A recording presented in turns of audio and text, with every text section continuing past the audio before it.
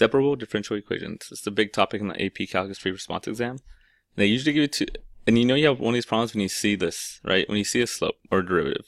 When they give you one of these guys, you're like, oh, I'm probably going to have to separate things. Right? And there's generally two ways they could give it to you.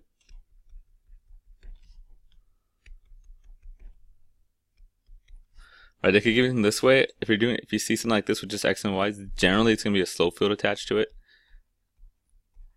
I mean, you actually know it because you would see the slope field. We'll do one of those later. And if they usually give it different x and y's, like an h and a t, or like a d and a b or whatever, that generally means, well, if you have a t especially, that's an application problem.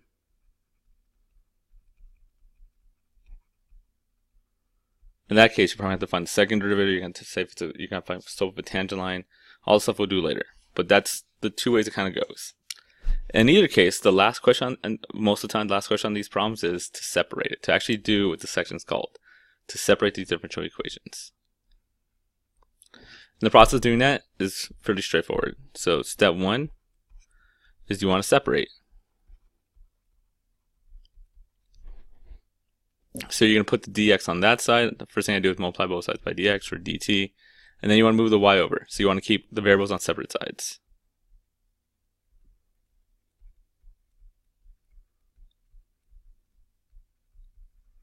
So that's step one. So multiply the stuff over. After we do that, after we separate and put the variables on separate sides, then we're going to integrate both sides.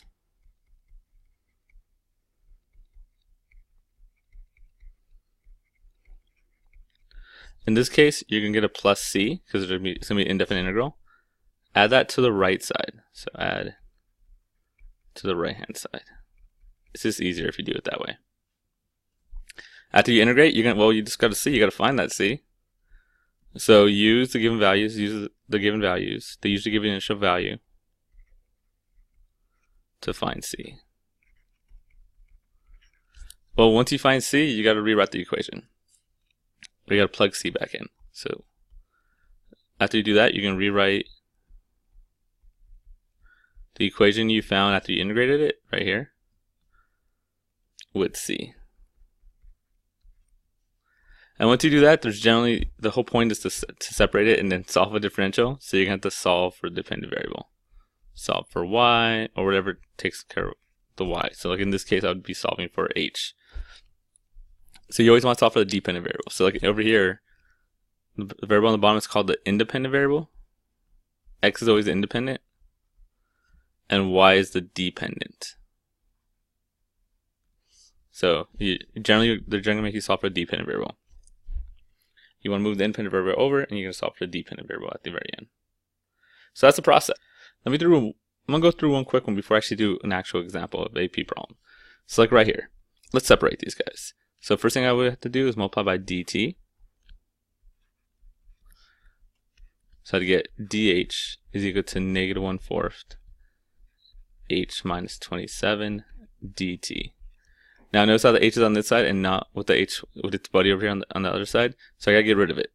Now if there's a constant there, I like to leave it generally. I like to leave it on the right hand side and just move over the h. So divide by h minus 27.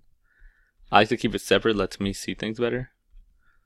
And then you get this, 1 over h minus 27 dh equals negative 1/4 dt.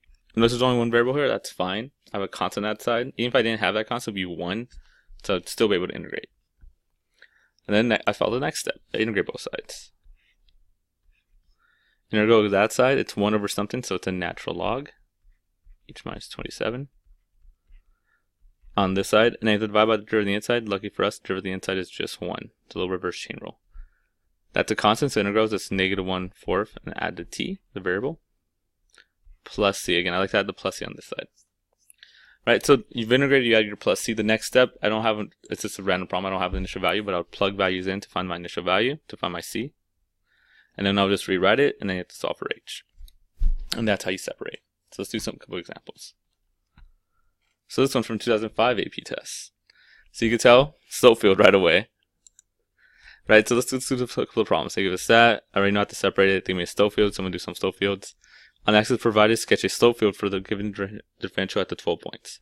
So remember, the way slope fields work, just don't overthink it. That point right there is 2, 0. All we're going to do is plug in 2, 0 into my equation they gave us. So if I substitute 2, 0 in, I'm going to get negative 0, negative 2, let's not mess up, 0 squared over 2, that should give me 0. So slope right here, right, because that's what derivative is, slope is 0. So you just draw a little sideways line. That is bad, but I'll take it. It's supposed to be a little horizontal line. It's my best, sorry. I could do the same thing here, 1, 0, but if you kind of notice, it's going to be 1, 0, the y is going to be 0, automatically going to be 0. So horizontal line. Same thing here, y is 0, same thing here. And by the way, up these, x is 0. So if I plug in 0 for my x, that's going to be 0 also. So these are also straight lines across.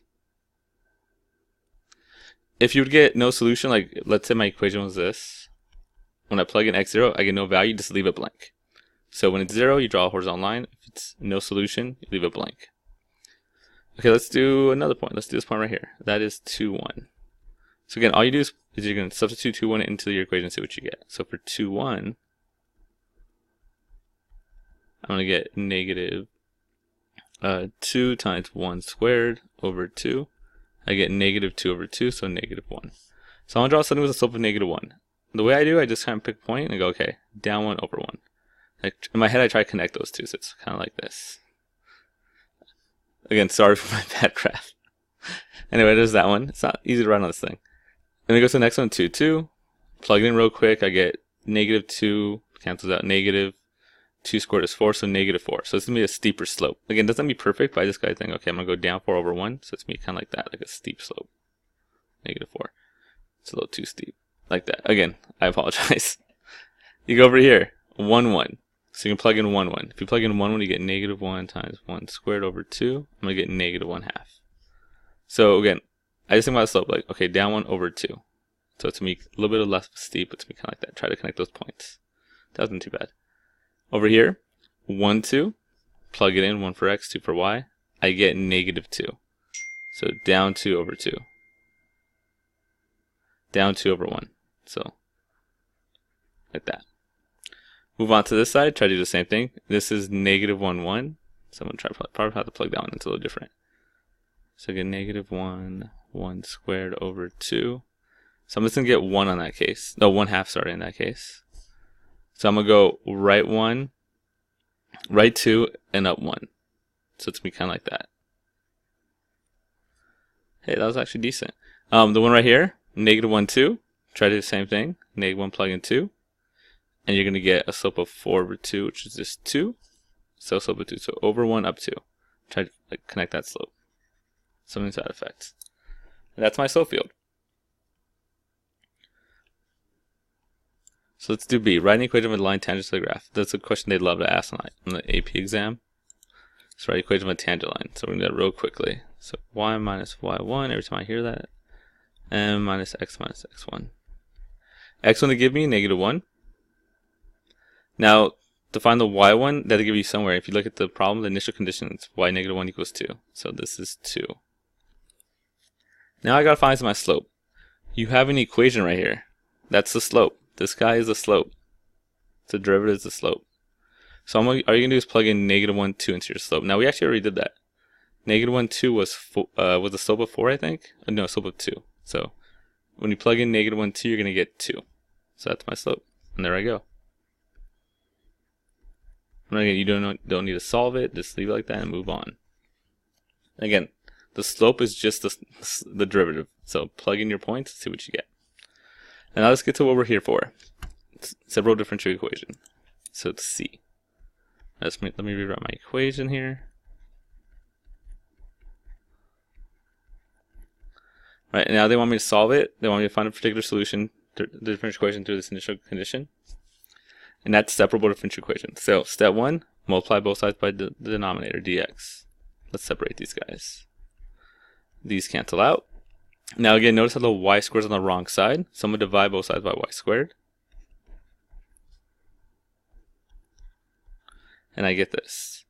1 over y squared dy equals, I like to separate so I know what's going on, negative 1/2 x squared dx. X dx, sorry, it's not squared. So I get that. Now it's separated. It's a point on the AP exam. I get to integrate it. This side's easy. Add 1 to the power, divide by new power. So I'm going to get negative 1/4 x squared plus c. Always add the plus c to the right hand side. This one's a little tougher. It's not natural log. There's a power on the bottom. So this one's actually, you want to rewrite it first. Y to negative 2. Right? Anytime there's a power on the bottom, you have to rewrite it. No power is natural log. So let me add 1 to the power, divide by new power. And I get y to the negative 1 over negative 1 equals this. So there you go. Solved it. Now I got to find my c. And the way we find the c is we substitute in our initial condition to find c. So negative 1, 2. So I'm going to plug in negative 1 for x and 2 for y. So I'm going to get negative 2 to the negative 1. Let's fix that. So it's 2 to the negative 1 equals negative 1/4 plus c. So let's rewrite that over here. That is negative 1/2 equals negative 1/4 plus c. Add 1/4 to both sides. Oh no, they want me to add fractions, so I need a common denominator. So I get negative 2/4 plus 1/4 equals c. So c equals negative 1/4. Right, and after you find your c, you got to rewrite it. So I'm gonna go back to my problem right here and plug in c. Let me make it a little nicer. Negative 1 over y equals negative 1/4 x squared minus 1/4. Now you're not done. You rewrote it, but you're still not done. You want to get y by itself. So in this case, the y on the bottom, what I'm going to do is I'm going to cross multiply real quick. I'm going to do this. So I'm going to get negative 1 equals all this mess times y. Again, I'm going to try and go by itself, so divide by that, and you get this. Negative 1 over all that ugliness equals y, right? So I just kind of did a little cross multiplication, put this over 1. You get y times this mess, leave it like that, don't distribute, equals negative 1, then divide by that mess, and you get this. And that's your separable differential equation. Let's do one more. Let's do the dreaded, from 2017 exam, the dreaded potato problem, which is not that bad actually. So there's a whole bunch of story here, but really here's the key. You have a differential, so you have a slope of derivative, right? So you know I'm going to separate at some point. And they tell you initial condition here, h of 0 equals to 91. That's all set up for that. Potatoes, boiling, blah, blah, blah. It's all set up for just that. Question 1. Write an equation of a tan line. Hey, we just did that. All right, y minus y1 equals m x minus x1. I have my initial conditions. So I have 0 and 1. So let's put 0 for my x1, 91 for my y1. I got to find my slope. Remember the way you find slope? It is the derivatives right there. Just got to plug values in. Now here's where some people mess up. I don't have an x and a y. I have an h and t here. They only give me h. So in right here, I got to plug my h value in. That is not the 0. 0 is time. H is the heat, the temperature. It's 91. So you plug 91 in here. You get negative 1/4, 91 minus 27. And then you get your slope. That's going to be 4, 8, so 64, negative 1/4 times 64, so negative 16. So that's my slope right there. And there's your, I would rewrite it a little nicer, but that's my equation, right? It's just y minus 91 equals negative 16x. That's the equation of my tan line. Now a lot of times they would want, and then now look what they want me to do. Use this equation to approximate the temperature at t equals 3. So all you have to do is type in 3. Plug in 3. So I get y minus 91 equals negative 16 times 3. You can actually find it if you want. But if you don't, you just have to add the 91 to both sides. So you get y equals negative 16 times 3 plus 91. Do not need to simplify it. Let's look at part B now. Use d squared h over dt. So use the second derivative to determine whether your answer in part A is underestimate or overestimate. So first you got to find the second derivative. Remember, all I got to do there is take the derivative one more time. So here's my derivative.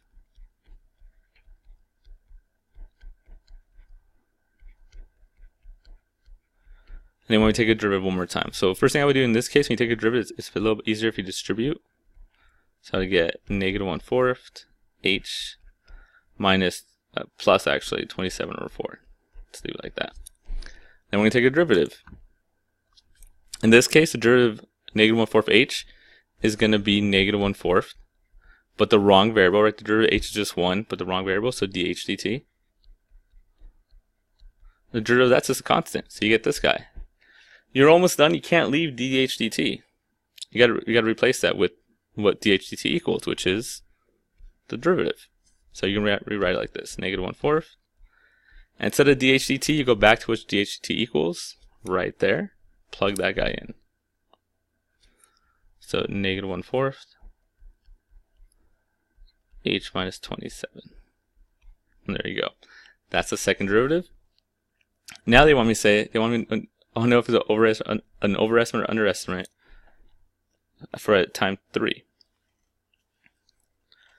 Now, so all we're going to do is either you plug in 3 or you plug in 0. Just got to tell me it's overestimate or underestimate. It doesn't matter each way. Normally I plug in 0 here, 3. You're going to get this, negative 1/4 times negative 1/4 times a negative value, right? If you plug in 0 or 3 there, you're going to get another negative. A negative times a negative times a negative is a negative. So it's concave down. So it opens like this. And that, when you draw a tangent line, is an overestimate. Because it's concave down. I would actually write concave down. So there you go, there's B. And then finally C. Again, back to what we all came for. Separate the differential equation. That's all that's going on here, right? An alternate model is used to temperature, blah, blah, blah. It's all this talk. They want you to separate this differential equation. To give you that, find an expression for GT based on the model with the internal temperature of pot 3. So they're going to want us to separate this guy, find our C, and at the very end plug in 3. That's all that's going on here, right? They give you the derivative. It says find an expression for GT. That means we've got to separate and integrate, find C and plug it back in to get my equation, and then use that model to estimate time 3. So we're doing all the same things all over again. So let me rewrite my equation.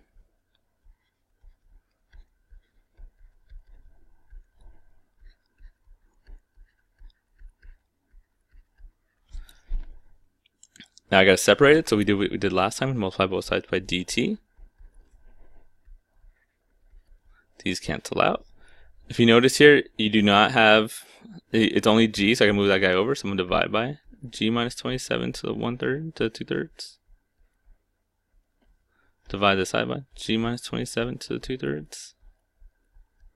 So I get 1 over g minus 27 to the 2/3. Equals negative 1, I just leave the negative there, dt. Integrate both sides. This side's easy, it's just negative t plus c. Remember, always add the c on the right hand side. Over here, again, notice there's a power, so it's not natural log. You have to flip it up. So this is going to be g minus 27 to the negative 2/3. Add 1 to that, and you get, for the integration, and you get 3 over 3, you get 1/3 over 1/3. So you can get this.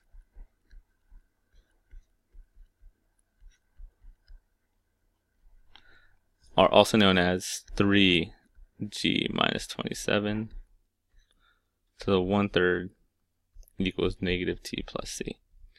Again, I have my equation, I gotta find c. So go back, your initial condition is 0, 91. So let's plug that in. So you can plug in 0 for t and 91 for g. So I get 3 times 64 to the 1/3 equals c. Cube root of 64 is just 4, so 3 times 4 equals c. c equals 12. Plug it back in. So I get this. You can plug it back in there. You're going to get 3g minus 27 to the 1/3 equals 12 plus c. And then they want you to solve for g. So you can do, sorry, I messed this up right here. Negative t plus 12 is what I meant to say. Now you got to solve for g. So divide by 3. And then you're going to cube both sides. So you're going to get this.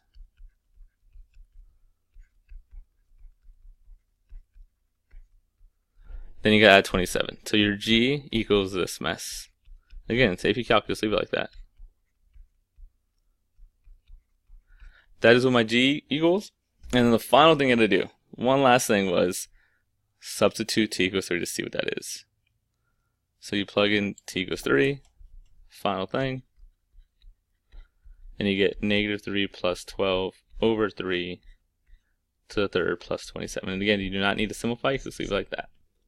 And you're done. That's separable differential equations. I'm going to cover one last thing. I'm going to throw in another subfield here. This one part I want to go over that we haven't really done in a while. That is the portion of a subfield differential equation, the differential equations given below. Sketch the solution curve through the point 0, 1. So they want you to actually sketch the curve that's the solution set for this, through 0, 1. So put a point at 0, 1. And to your best ability, you try to follow kind of like that pattern there. So it's going kind of like this.